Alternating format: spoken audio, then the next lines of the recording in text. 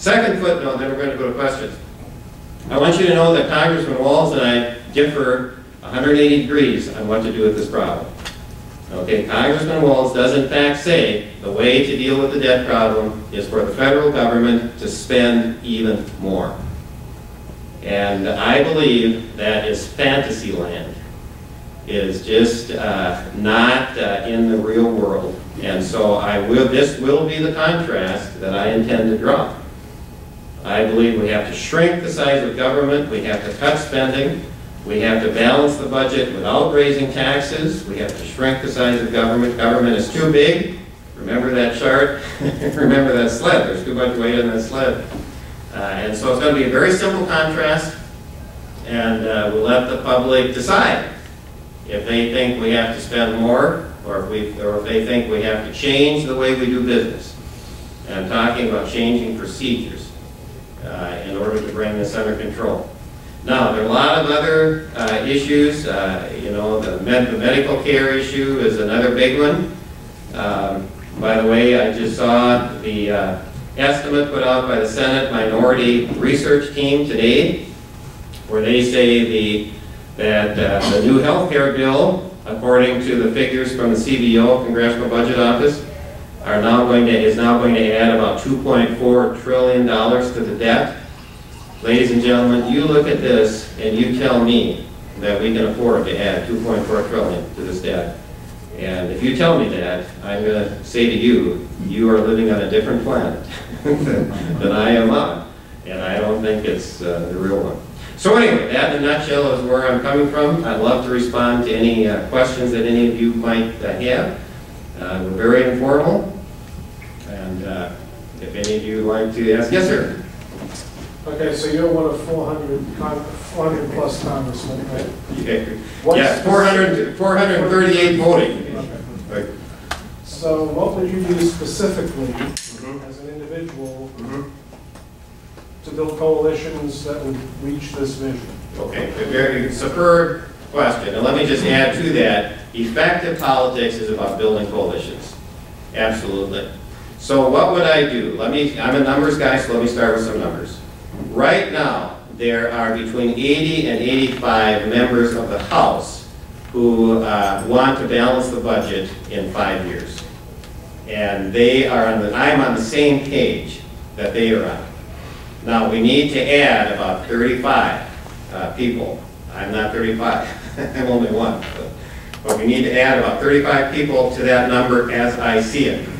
Can that be done? Well, 2 years ago, there were only about 35 in this group.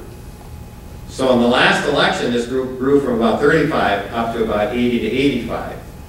So can we add another 35 or so to that? God willing, we can. And so what I recommend is let's all do our part. And there are people like us in every state of the union dealing with the same question, and we have to do our part. Okay. The next thing I'd like to mention is, and by the way, if we can get up to a majority in the House, no spending can occur without the House's approval.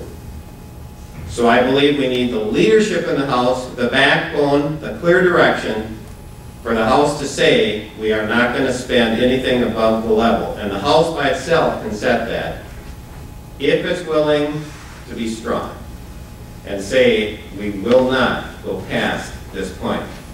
Okay, we draw the line. The House can do that on its own. We draw the line and we don't go over the line. Last thing I'd like to mention, those of you who know me know that I'm a very aggressive leader type. Okay, just as just one example of that. A lot of you know that in the new health care law, among the many taxes that are built in, there is also a tax on married people, a marriage tax. And I've had a hard time getting a lot of publicity on this, but this is hard fact. So let me give you the numbers. Let's say you have a combined income of $60,000, private insurance, each making $30,000. Under the new health care law, if you are married, you will pay for your health insurance $10,425 more than if you are living together unmarried or just happen to be two people in different parts of the country. There is an extraordinary marriage tax in Obamacare. There used to be a big marriage tax in the IRS code. We got rid of that with the Bush tax cuts, but there's an extraordinary marriage tax in Obamacare. Now, if you want to check my numbers out, Minnesota Public Radio did a fact check on the number I just gave you about 2 months ago, and you can go to their website, and they did a fact check and said, yeah, Quist is absolutely right in what he's saying. In addition to that, the Heritage Foundation and 2 research teams in the U.S. House confirmed what I just said. Now, you get down to $30,000, then your marriage tax is only about $5,000. Okay. But if your combined income is $30,000, can you afford another $5,000? You know? So I want to be very explicit on this, very explicit, that this bill, as it's stated now, is designed, I won't say intended because I don't want to deal with anybody's motives, but it is designed to eliminate marriage for the middle class. And I think that is terrible public policy. So why do I say this? Because I am the guy in this country who discovered that and made an issue of it 2.5 years ago. Okay? I mean, I'm a very aggressive leader. I'm one of these people who do my research. You may not agree with me, or you may, but I'll always give you the hard facts. So what I'm saying is, with me, you get more than one, because I have the ability to influence a lot of people, and that's my history. And I'm totally committed. This is my life. Okay? I want you to know, I'm 67 years old. I don't need to work for a living. Okay? I love walleye fishing. I love Minnesota. The thought of going to D.C. is like thought of cold water being dumped on my back. But I'm totally committed to getting this turned around. And part of it is because I've got 37 grandkids, and I want them to have a country with opportunity. Lisa? What departments are you willing to cut so we can balance the budget? Well, I think the Department of Education is unconstitutional. And so that's where I would start. And the federal government can put out some block grants to the states if it wants to. But as a department, setting policy and the like, I believe it violates the 10th Amendment to the Constitution. And I often raise this question to Lisa. I'll say, can you find me a public school teacher who will say that No Child Left Behind, Race to the Top, Goals 2000 has helped you in your classroom? And I think that teacher is very, very difficult to find. So that's where I would start. I think the EPA needs to be cut back by about a third, by about 2/3. I don't think you can eliminate it, but it has way too much power, and I want to mention 2 things specifically about the EPA. Number 1, if you wonder why the Big Stone coal plant was never built, which is going to provide low-cost electricity to southern Minnesota, the reason is because when the people planning the plant went to the EPA said, and it's about 3 years ago now, the EPA said, you meet all our anti-pollution guidelines, but in about 2 years, we're coming with new carbon dioxide guidelines, and you will not meet those. That's why the plant was not built. Okay, I want you to know, I think any guidelines that deal with carbon dioxide are best a waste of time and money. Last thing I want to mention on the EPA, I went to their website about 3 months ago, and because I just like to know. And the EPA on its website said it is changing the guidelines that it uses to evaluate projects and so on.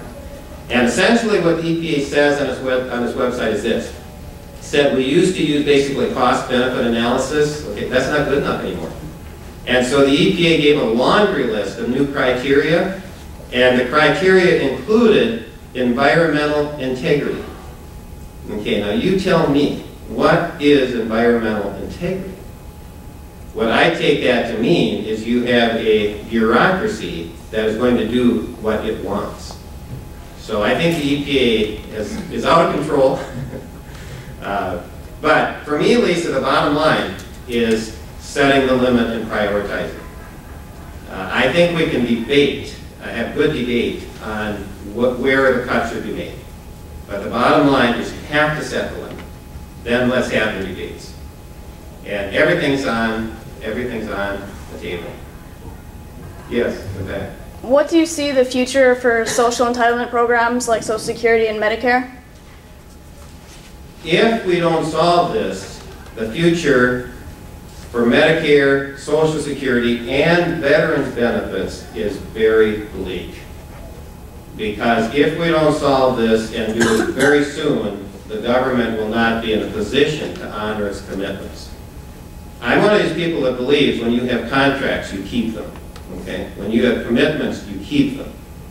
But we have to solve this to keep our commitments. So that is, so the future of all these things depends on this. Okay, now let me be explicit. Congressman Walz touts a career of doing well on veterans' benefits. All right? I give him credit for that. But on this, he is going in the wrong direction. And this debt is a far greater threat to veterans' benefits, okay, than about anything else out there on the horizon, as well as all other government obligations. Other questions? Timmy? No, I certainly agree with everything you're saying, but isn't one of the problems of the way our system works? For example, the lobbyists are the ones that are buying votes from their congressmen and senators. Mm-hmm. And aren't you going to have that same issue in the future? In other words, they're the ones that are really running the country almost because of the money they spend, tremendous amount of money they spend on lobbying issues mm-hmm. just to get their own bills passed for their own benefit, right? Which is costing us all money. Yeah. The problem, Henry, is real, but I want you to know I think we can solve the problem without doing violence to issues of free speech and association. And I'm very protective of anything involving free speech and freedom of association. I think we can solve this with the right leadership. I think we can solve this by electing a few good people who will put the good of our country ahead of whatever the influence is of the lobbyists. I worked with lobbyists for 6 years and found it very interesting. But I'll say this, a lot of you know my history. I mean, after the first week I stopped going to their dinners because I wanted to read the bills. So I had another guy sat and read the bills, and we found that to be worthwhile. Gene, question? Yeah, getting back to EPA, you mentioned that maybe I misinterpreted what you said, but you said it shouldn't be eliminated or it couldn't be eliminated. Well, I think it should be reduced by about 2/3. Okay, but I'm not firm on the number. The EPA serves an important function. The problem is it's out of control. Is it constitutional? The department isn't. The department is constitutional. Is everything that it does constitutional? That's another question. So, but I want you to know I'm not one of the people who says we should eliminate that department because I think we need some way, I mean, some form of environmental protection. It's just don't let it, run away with the store.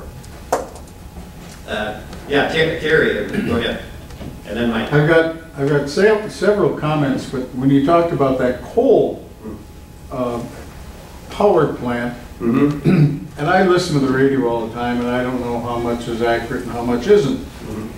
But I'm hearing that a lot of coal is being shipped to China, mm-hmm. so they can manufacture power, whatever. But think about it. The pollutants are going into the atmosphere mm-hmm. that covers the Earth, the planet Earth. So what the hell difference does it make if it's here or there? And this is my mind. And the other, and we've got an indefinite amount of coal as a resource here. Right. Technology has improved the consumption of that product dramatically right. as far as the efficiency of utilizing the energy within it. Right. And I'm guessing that perhaps it could be improved more so.